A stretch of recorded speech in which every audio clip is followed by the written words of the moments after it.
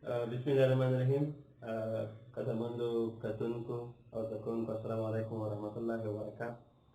د نن ورځې درس هغه لوی مشترک قاسم لرو او دې باندې به انشاءالله کار کوو. لومړی راځو لوی مشترک قاسم پېژنو چې څه ته وایي.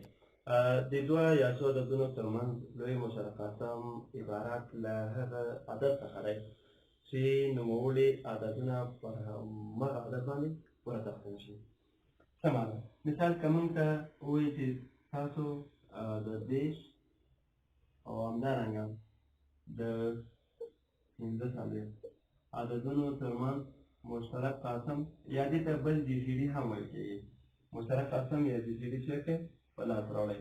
د تل لپاره یاد ولرئ چې کله هم وغواړو د دوه یا څو عددونو ترمنځ مشترک قاسم په لاس راوړو، لومړی عددونه تجزیه کوو. چې کله مو عددونه تجزیه کړل، بیا د تجزیه شوو عددو کې هغه عددونه یا هغه قاعدې را اخلو چې په دواړو کې مشترک اوسي.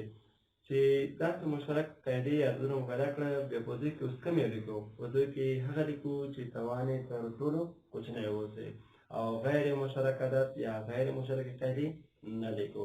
له هغوی څخه صرف نظر کوو. مثال ته راځو. لومړی مو ویل عددونه تجزیه کوو. دېرش راخلو، تجزیه کوئ. په څو دېرش باندې؟ په دوو. یو دوه دوه، پنځه دوه لس.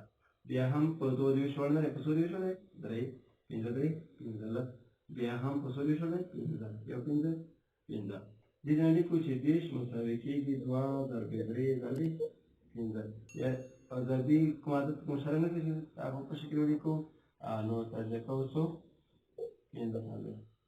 په څو دېرش باندې؟ په دوو نه دی، لکه لومړی رقم یې صفر دی، نه جفت دی. په درېو دی، ځکه چې ارقام جمع په نهه کېږي او نهه په درېو دېرش واړه دی. نو دلته به درې ورکړو. یو درې درې، یو پاتې شو چې ولیکي پنځلس. پنځه درې پنځلس. بیا هم په درېو دېرش دی، پنځه درې پنځلس. بیا هم په څو دېرش دی؟ پنځه. یو پنځه پنځه. اوس راځو د دې عددونو ترمنځ مشترک قاسم یا بي سي ډي چیک کړو، ټاک کړو چې د دې ترمنځ جي سي ډي څو دی. اوس موږ ویل چې کله مو عددونه تجزیه کړل، هغه عددونه لیکو چې په دواړو کې مشترک وي. د ده به هم د ضربې عواملو لیکو. د پنځه څلوېښتو پنځه څلوېښت مساوي کېږي درې ضربې درې ضربې پنځه. لیکو چې پنځه څلوېښت مساوي کېږي درې څو ځله؟ دوه ځله. درې په توان دوه ضربې پنځه. ښه، اوس راځو. موږ ویل چې کله مشترک قاسم ټاکو د تجزیې نه وروسته، هغه عدد یا هغه قاعدې لیکو چې په دواړو کې مشترک واوسي. اوس دلته دوه شته. عدد دوه شته؟ نه، مشترک نه دی. غیر مشترک لپاره موږ ویل چې له دې څخه صرف نظر کوو، نه یې لیکو. درې دلته شته او دلته هم شته. دلته د درېو توان یو دی او دا د درېو توان دوه دی، ځکه وایو چې هر عدد توان د توان یو دی. نو هغه درې لیکو چې تر ټولو توان ټیټ وي. د دې توان ټیټ دی، دا درې لیکو. ضربې پنځه دلته هم دی او هلته هم دی. کوم یو توان ټیټ دی؟ دواړه یو شان دی. ضربې پنځه هم لیکو. نو لیکو چې د دغو عددونو ترمنځ مشترک قاسم یا جي سي ډي دا به مساوي شي درې ضربې پنځه پنځلس. یعنې دې ته لوی مشترک قاسم هم په همدې اساس وایي چې تر ټولو لوی عدد په عددونو کې چې همزمان په دېرش او پنځه څلوېښت پوره تقسیمېږي، هغه عدد څو دی؟ پنځلس.